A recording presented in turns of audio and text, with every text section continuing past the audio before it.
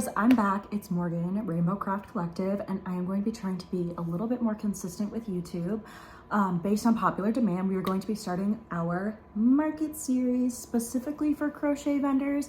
However, there's probably going to be some tips and tricks in here that'll be applicable even if you do not crochet. A little background, my name is Morgan, and I have been doing events for a little over a year now. I believe I did like 12 or 14 events in the past year. I honestly couldn't tell you off the top of my head. I have had some really successful events and some events where I have lost money from my booth fee. So as a crochet vendor, mostly amigurumi, I just wanted to kind of bring some information to you that I have found useful for my own experience. Our topic this week is going to be how to find markets and how to avoid getting scammed. When you're looking for events, you want to identify your target audience. If you know that your plushies are more geared towards smaller children or maybe anime lovers that are in worsted weight, that maybe for an older audience, you really want to make sure that you're identifying events that you're going to be successful at. Personally, my audience is definitely smaller children. I use a lot of bright colors, a lot of softer chenille yarn, and my plushies just have a appeal to like either smaller children or like a teenage audience. In particular for myself, the types of events that I look for are town days. So if there's like in a day over the summer that they're doing like a town block party or a school run event, an event run by a recreation department, a church, essentially a reputable organizer where you can definitively confirm that this event is happening and will be successful for you. The benefit of doing events like this for me is that there's often a lot of things like food trucks or bouncy houses or just things that are set up that will draw in the audience that I'm looking for personally to sell to at markets. When you are looking for events to do and trying to pick what type of events to do, there are a couple of things you want to look for. Number one, when you look at the flyer for the event, you will likely see X annual event. So you'll see how many years this event has been going on. If you're looking at a first annual event, you're taking a major risk in my opinion. And unless it's something that you have a personal investment in, it's not something that I would recommend personally. In conjunction with this, if it is not a first annual event, somewhere on social media, somewhere on the internet, somewhere, you should be able to find photos, information, reviews about how this event has gone in the past. Something that you can look for in photos is foot traffic. You'll kind of get an idea of how many people they typically get, especially if it's in a newspaper. They tend to put those types of numbers in there. But looking at photographs can be a great way to check and see if it's an event that's gonna be worth doing for you. Another thing that if I can't find photographs, but I can find a list of vendors from an event, I will look through their social media and kind of see if they have any pictures of vendors set up, if it's something that they've been doing for several years.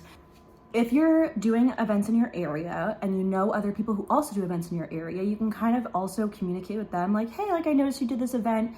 Is it something that you found to be successful? Was it worth going to? How was the organization? Because the organization and leadership in an event is huge in how it goes. For me, there could be a super disorganized event that's all over the place and gives me so much anxiety that I financially do better at that I would never do again.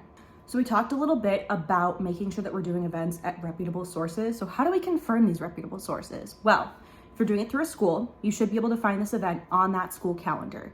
You should also be able to find the event's contact on the staff directory list, or you can contact somebody at the school to ask if it's a legitimate event. So say it's by the PTO and you don't have a contact, or a student council and you don't have a contact, you should be able to still confirm it through that school administration that this event is actually legitimate. If you can see that this person is genuine, like that their contact information that they're emailing you from and connecting with you on is also like on the school website, school directory, you can find their position confirmed on LinkedIn, anything that's kind of officialized in some capacity, that is a good way to know that you're communicating with a reputable source. There are also red flags to avoid. This first one in and of itself is not necessarily a red flag you have to avoid. However, it's something I'd be very cautious of. In my event experience, I will no longer be planning to do events with private event coordinators. Unfortunately, they just don't get the traction, the foot traffic, the marketing. It's not worth it for me.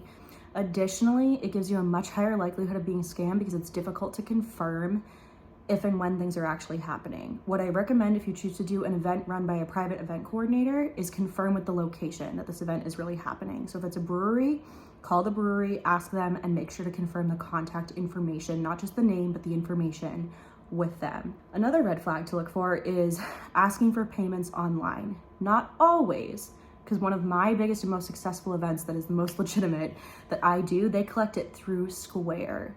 They invoice us through Square, which is totally different than somebody asking for you to Venmo them. Be very, very cautious if somebody asks you to Venmo them. Make sure you are doing all the previous steps to confirm your contact is in fact the person you think you're talking to, and you are sending the money to a legitimate place. I keep saying legitimate over and over again, but there are so many of my friends that have been scammed. It happens so easily. One of the ways I've seen people get scammed is on Facebook. There's an event forum, right?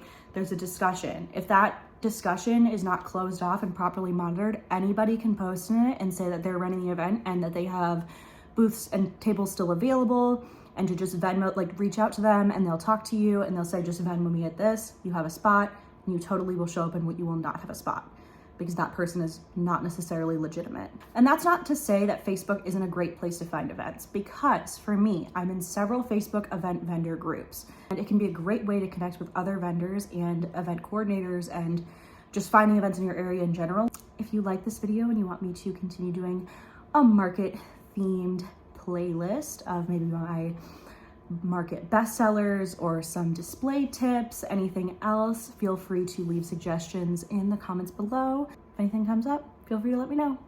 Have a great day.